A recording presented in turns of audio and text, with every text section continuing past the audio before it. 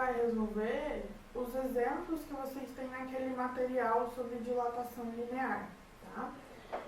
Esses exemplos que estão aqui são sobre o conteúdo de dilatação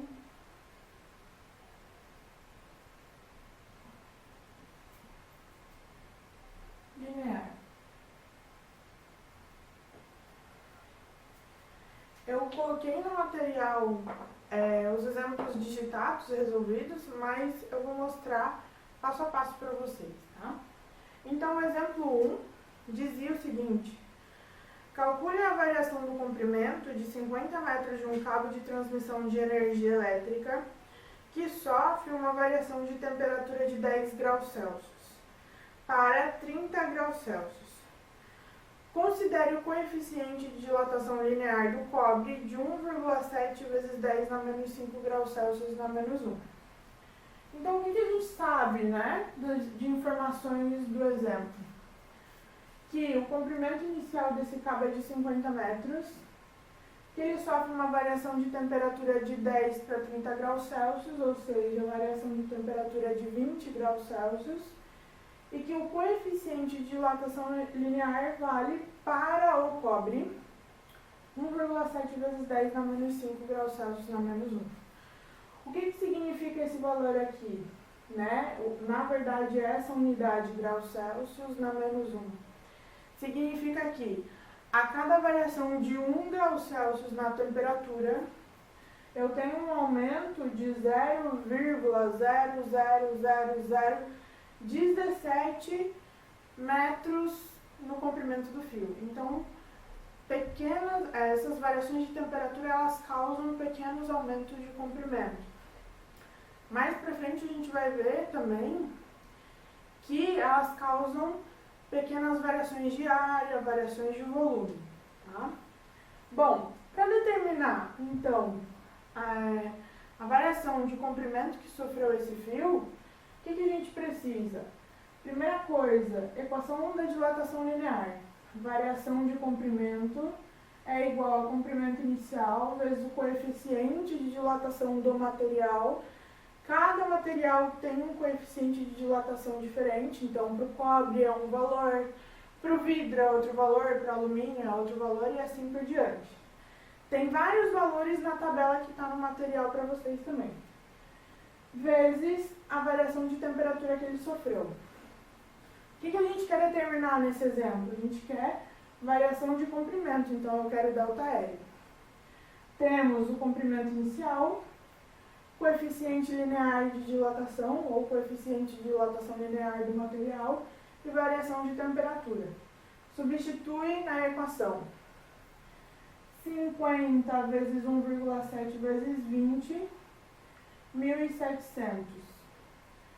Vezes 10 a menos 5. Pode ver que aqui eu mantive a potência separadinha. Agora, o que a gente vai fazer? Esse expoente negativo que aparece aqui, ó, na minha potência, indica que, na verdade, é uma divisão por 10 na 5. Uma divisão de 1.700 por 10 na 5. Então, eu passo para a parte de baixo essa potência. Quando a gente passa a potência para a parte de baixo, o sinal tem que mudar, ele tem que ficar positivo. E daí, vocês podem abrir esse 10 elevado a 5. Então, daqui para cá eu pulei um passo. Mas ficaria 1.700 dividido por 10 elevado a 5, 10 vezes 10 vezes 10 vezes 10 vezes 10. Então, 10 elevado a 5, 100.000. 2 zeros simplificam com esses 2 zeros. 17 dividido por 1.000, 0,17 metros. Beleza? Exemplo 2. O exemplo 2 se diferencia um pouquinho do exemplo 1. Por quê? O que a gente busca determinar é outra coisa. Exemplo 2. Nos trilhos de uma ferrovia é deixado pequenos espaços entre os trilhos para evitar a deformações e rompimentos caso a temperatura aumente. Qual o coeficiente de dilatação linear do material que compõe o trilho de comprimento inicial de 1 metro, que sofre uma variação de temperatura de 10 graus Celsius e uma variação de seu comprimento de 0,01 metro, desculpa, 0,01 centímetro? Bom, o que a gente quer aqui? Se eu quero o coeficiente do material, significa que eu quero este valor aqui, ó, o coeficiente linear do material, de dilatação linear. Aí o que a gente sabe do problema? Que o comprimento inicial desse trilho de trem é de 1 metro, que esse trilho sofre uma variação de temperatura de 10 graus Celsius e que ele sofre um aumento no seu comprimento de 0,01 centímetros. Aí eu quero chamar a atenção para isso daqui, ó, metro e centímetro. E a gente quer determinar o quê? Coeficiente de dilatação. Metro e centímetro são unidades de medidas diferentes para comprimento. Então, ou eu transformo o que está em centímetro em metro, ou o que está em metro em centímetro. Eu acho mais fácil transformar o que está em metro em centímetro. Porque a gente sabe que em 1 metro eu tenho 100 centímetros, então é só multiplicar esse valor por 100.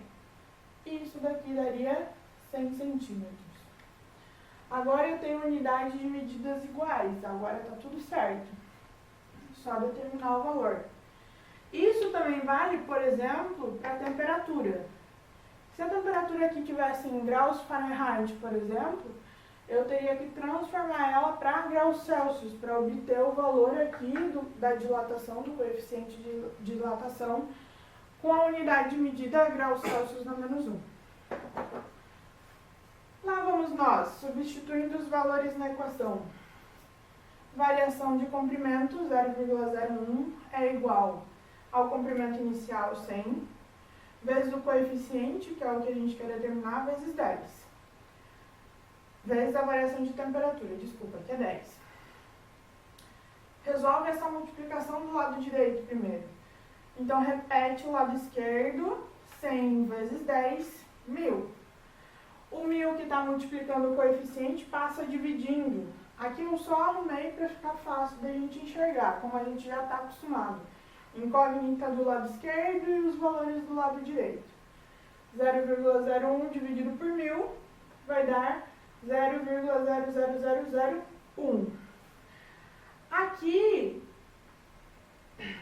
para quem pensa em fazer Enem vestibular, normalmente esse valor é apresentado em notação científica.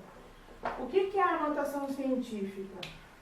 É uma forma melhor, vamos dizer assim, ou mais simplificada, de escrever valores muito pequenininhos, que é o caso desse, ou valores muito grandes.